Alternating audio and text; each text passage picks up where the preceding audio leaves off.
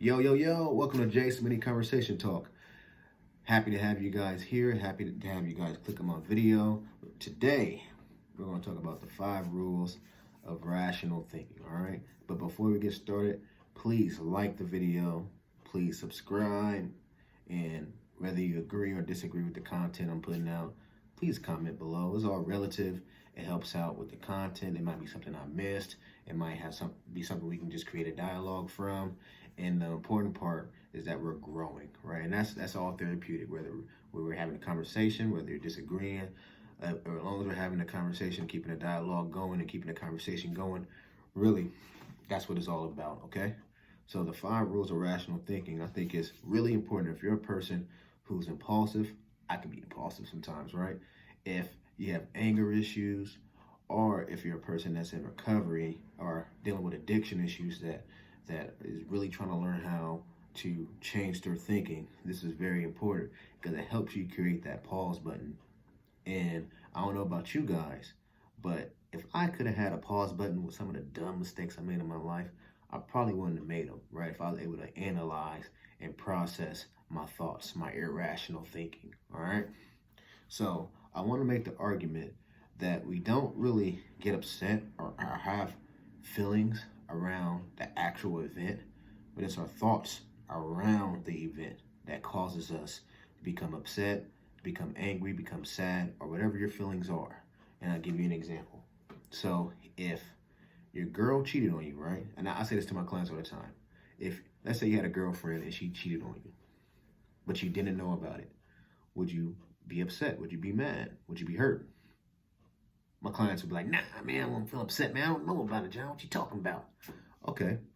So now your girlfriend cheats on you. Your friend says, yo, man, I got this picture of your girl. And she's smooching on somebody and it don't look like you. What's your thoughts about it? You're probably like, man, I'll be hurt, man. I'll be upset, right? I'll be ready to choke somebody.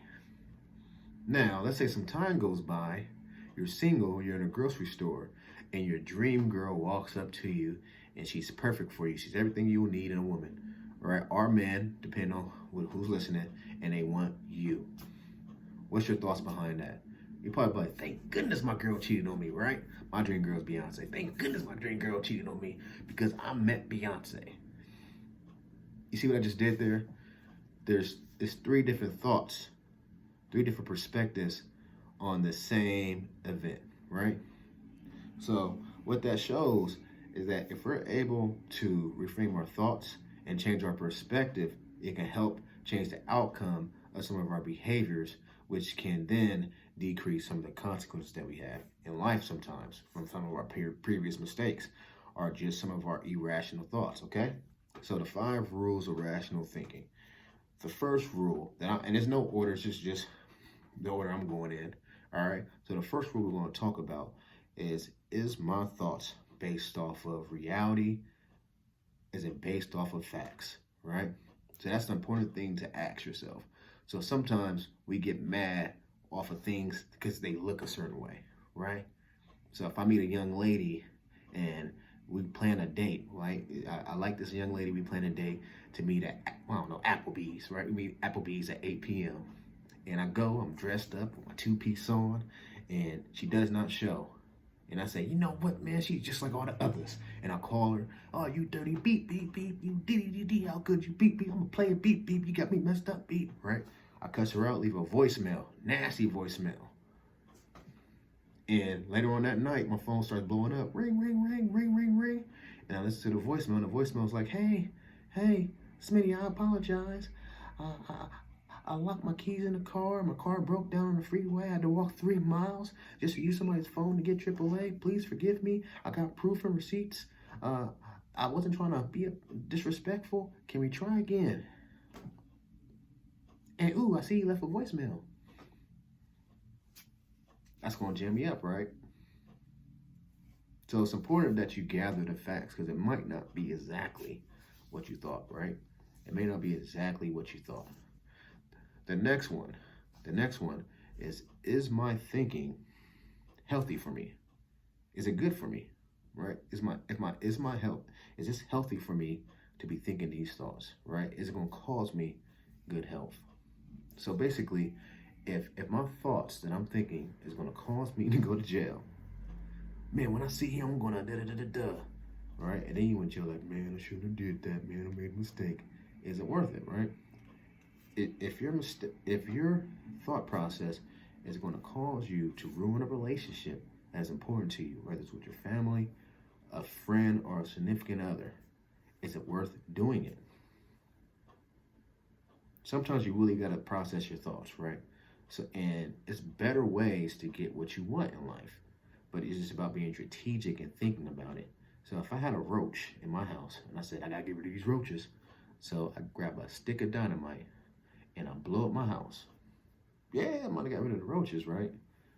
But I'm also homeless and I'm looking for, and just deep in the hole. It's worse, it's maladaptive. It's more harm than good that I just did, right? So we really got to utilize that. Ask ourselves, is my thinking or is my thought process going to be healthy for me in the long run? And if it's not, you might want to try to alter that, or maybe just sway away, sleep on it, do something, right? The next thing is my thought process, right? What I'm thinking, is my thought process concurrent with my short-term or long-term goal, right? So if I'm trying to be the model citizen for my son and I having some irrational thoughts about doing something or behaving a certain way or cussing somebody out, and if my son was to see that and it contradicts everything I'm teaching him, might not be the route to go, right? If I'm trying to change my life, if I have made some mistakes in my past and I'm trying to change my reputation, I don't want to be snap on somebody's smitty no more. I'm trying to be a different person today. If I'm in that shoe and something gets me heated, something gets me mad, and I behave a certain way, and it causes my reputation to go back down, is it worth doing it, right? It's kind of like I always compare it to the streets. It takes a long time to build up street cred. It takes a long time. It takes consistency, and it takes one mistake to drop you back down, right? That's basically what our reputation is and what our integrity is. It has to be consistent. And so for those of us who have made mistakes, which we all do in the past, and we're trying to rebuild something, we're trying to regain something, is these thoughts gonna help me reach my goal, right? Whatever your goal is. I want to be I want a promotion. I'm trying to get up in levels at my job, right? I'm trying to show my lady that I've changed. If my irrational thinking is contradicting to my goals, you really should think about reshaping it and doing something different. All right. So the next one, and this is a good one, is my thinking going to cause me to get into a conflict? Right? For some of you guys, like, yeah, man, that's what I'm thinking about, punching him in the face. Of course I want conflict. Is your thinking, we're trying to change our lives. For some of us, right? For some of you guys, you're sick and tired of getting dealt a bad hand. I don't know about you guys, but I cannot afford any more bad karma in my life. I can't, right? I'm trying to do the right thing. Some of us might have digged ourselves a hole, as far as a deep hole in life, and we're trying to dig ourselves out. We're trying to rebuild. We're trying to restart. We're trying to build something from scratch. And do you need any setbacks in life? Life's going to throw you lemons on its own, and you can be doing the right thing. I don't need to be causing no unnecessary stress on myself. And I truly believe in law of attraction.